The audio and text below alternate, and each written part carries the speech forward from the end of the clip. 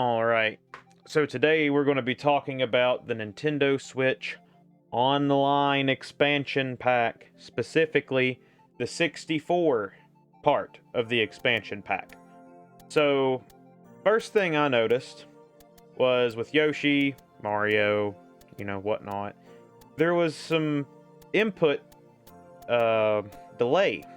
There's a little bit of input delay on some of them games. And Zelda really highlighted it. That was the one I kind of felt it the most. Mario 2, when you try to do the 3 jumps, it was very hard to time because of the delay. So that's something to kind of keep in mind. With Yoshi, there were some slowdown moments. It was a little off-putting at times. Surprisingly, here we got Sin and Punishment. Sin and Punishment actually played pretty well. I didn't really have any problems with Sin and Punishment, surprisingly. I mean, it looked and played fine. I didn't have any issues. I noticed a lot of the people having audio issues was mainly with the online portion of it, but I'm not really going to test out the online because, for one, it's all over the internet. I don't need to talk about it. I'm focusing on what I'm going to be doing. So just, playing it normally. I will say, don't buy it. Don't buy the expansion pack. Unless you are part of a family group so that you only spend like $10 a year, that's okay. That I can recommend it if you have like 7 other people to have a family group with.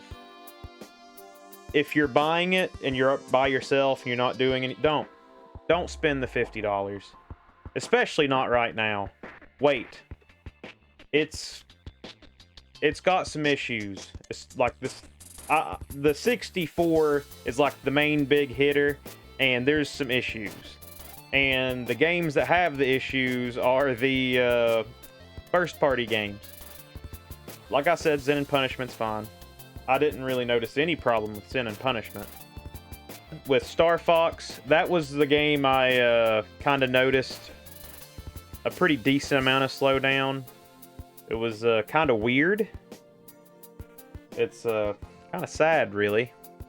Like, I figured if you're going to be spending $50 for essentially 64 games that you can play online with your friends, I would imagine that it would run good. And, I mean, for the most part, it's kind of not the greatest.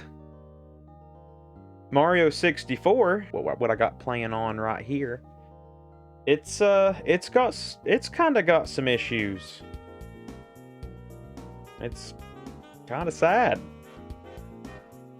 Like I said, with the inputs, it's kind of there is some definite input delay, and it's a little bit disturbing. The input delay and the kind of random slowdowns is a little sad. There's no way the Switch, can't handle it. So I don't know what they're doing with their emulators, or what they're using, who they hired, whatever software they're using. Nintendo needs to do a better job. It is not worth $50. And it's kind of sad because, it's not worth the $50. It's maybe worth like $10 extra a year with what you're getting.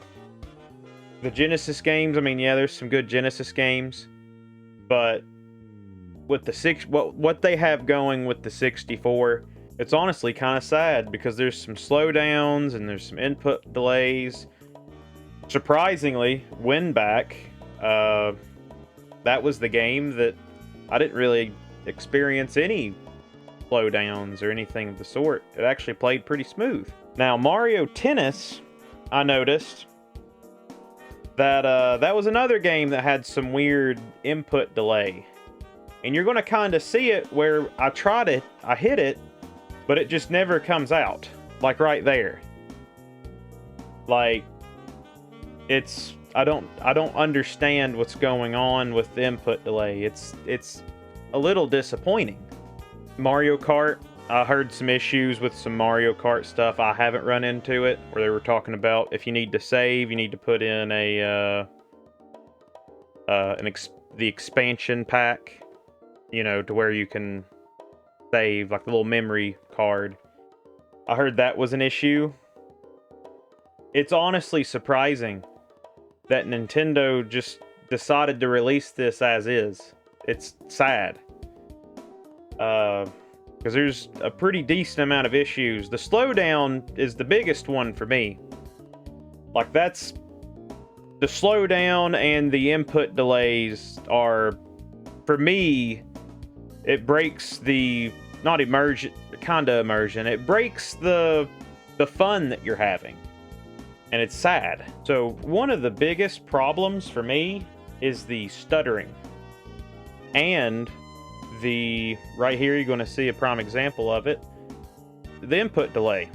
I tried to walk back before that happened, and I got hit because of it. Kind of sad. So, that is one of the things they really need to do something about it. Especially before they even think about adding all these other games to the service, they need to fix what they already have first. So hopefully they do something like that in the future. I can't imagine them keeping it like this for long. I hope. I guess with that, we'll end the video right there. We'll end with like a little kind of review at the end, like right now.